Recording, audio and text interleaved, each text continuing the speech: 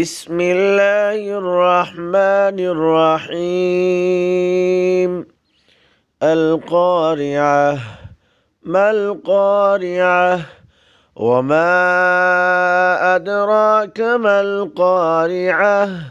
يوم يكون الناس كالفراش المبثوث